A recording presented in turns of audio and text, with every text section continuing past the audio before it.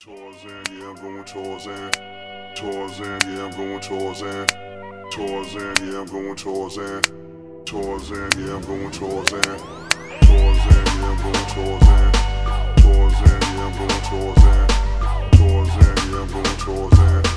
Tarzan, yeah, I'm going Tarzan.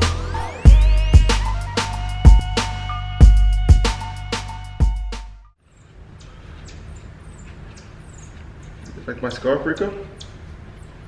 Can't tie it. I don't think you have enough hand strength to tie Dad's scarf, you know? So, welcome to the Tarzan Show. We are going to talk about Costa Rica today. We're flying from Miami to Costa Rica with a whole bunch of people. We're gonna go to a sanctuary out in Costa Rica and we're gonna see these animals, how they're surviving after traumatic situations or situations where they can't be released back in the wild. So we're gonna go play those guys a nice visit. Num num num nums. No? You're not feeling that piece? This piece is too big? Oh, you're feeling that piece. Okay.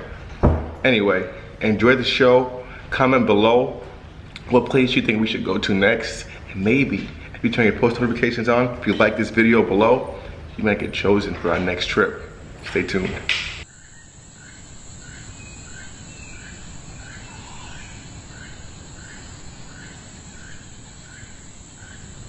Costa Rica is one of the most biologically diverse countries in the world. 2% of the entire world is covered by a rainforest, but 50% of the plants and animals around the world come from the rainforest. So take 50% of all the animals and plants around the world and shove them in 2% of the entire world's land, which is the rainforest.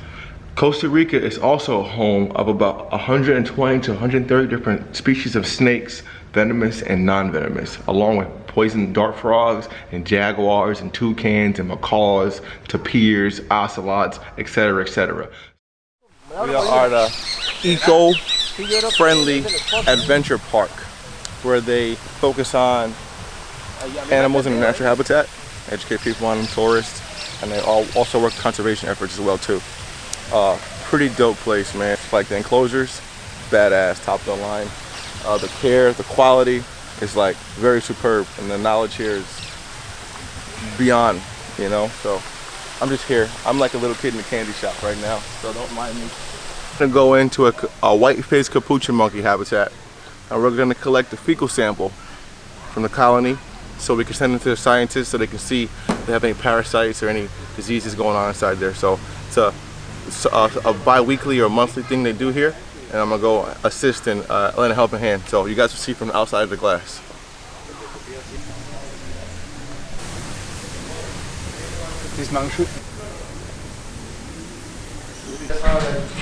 So me and Pampillo went in and we collect fecal samples, 3 different samples, hopefully from 3 different monkeys, and they send it into scientists to the lab and they test it, they see any parasites and diseases going around. That's how they test it.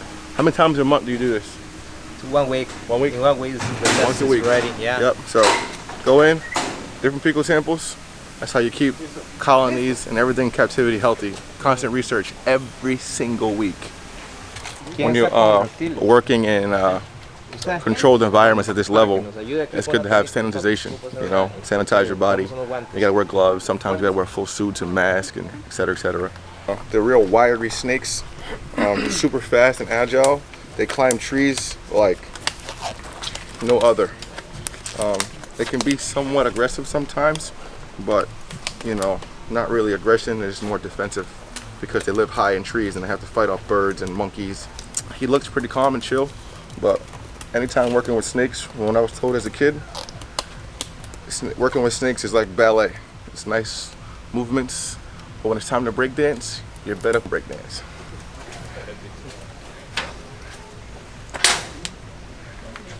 So first we remove the skin.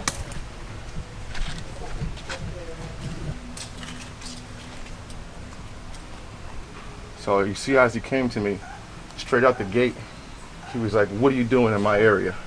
Now, he's more so chill than curious of me trying to attack him. I mean no harm. He can feel my energy. My movements are slow, and with him, when he wants to fully get away, he will get away. But all we have to do is check his eye cap. If you get too close to him, as you see he just did, with his mouth open, he still feels a little nervous. But take some time, you know, calm down a little bit. And once we get close to his head, we'll grab him up and see if he has any eye caps on him.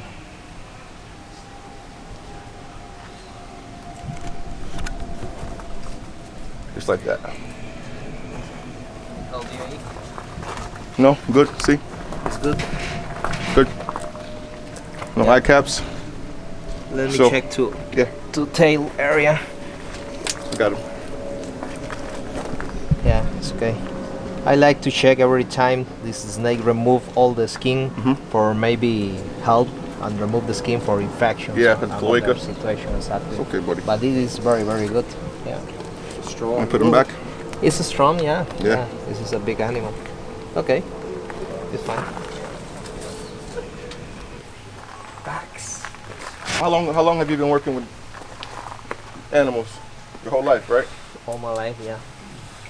It's not it's a learning process every single day. Exactly, it's a learning thing. And his father did it, and he learns from his father. His father has certain techniques that he's passed down to him that I will now take from him. You know, that I also take it from other people that work with just those particular snakes. So, just like that. Here is your toucan.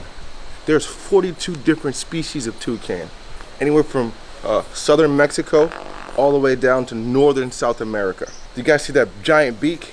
There's a word called thermoregulate. Now, thermoregulate means that the bird can use his beak to change the temperature for his whole body. That beak isn't hard, it's kind of soft in a sense. And they use that to stick it out in the sun to help their body change temperatures.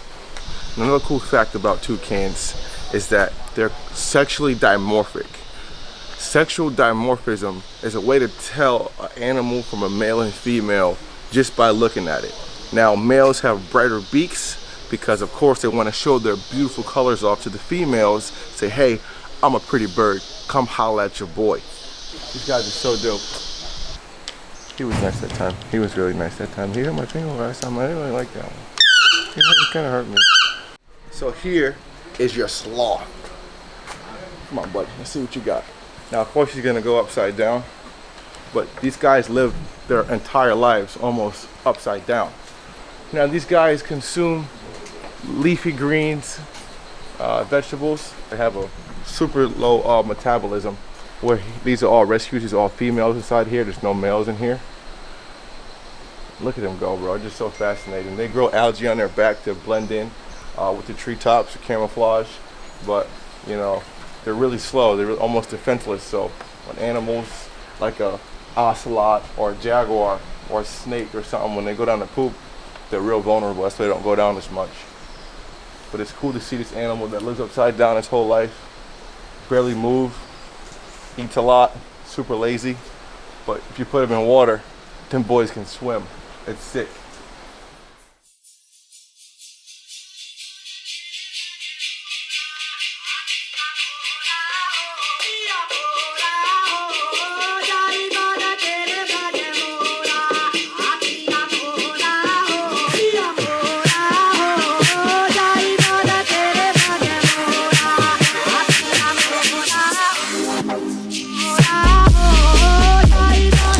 Guys, this trip is at your own risk.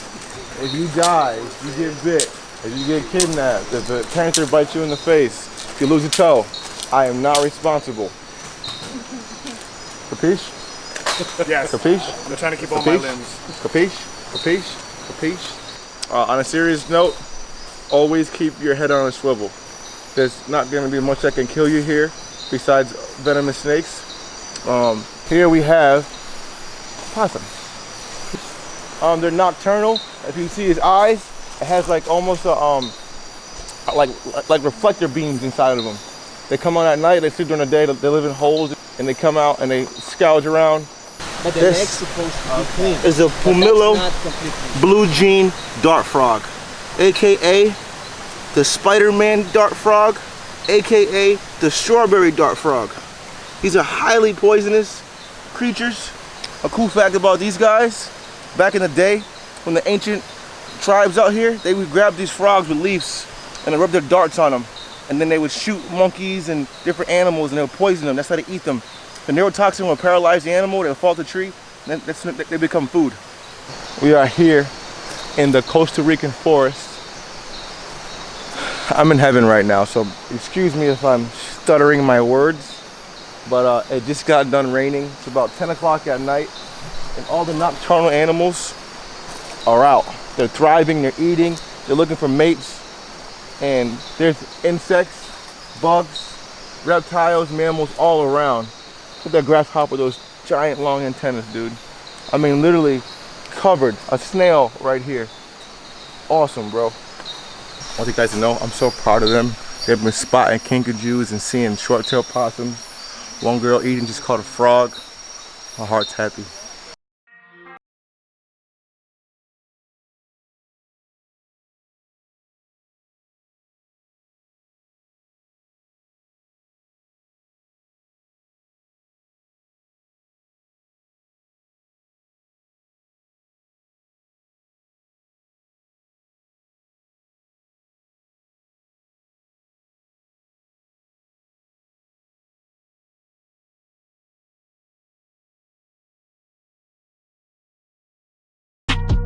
I have banana peels.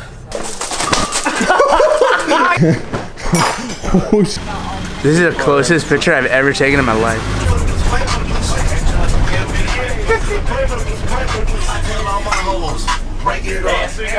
My stomach's showing.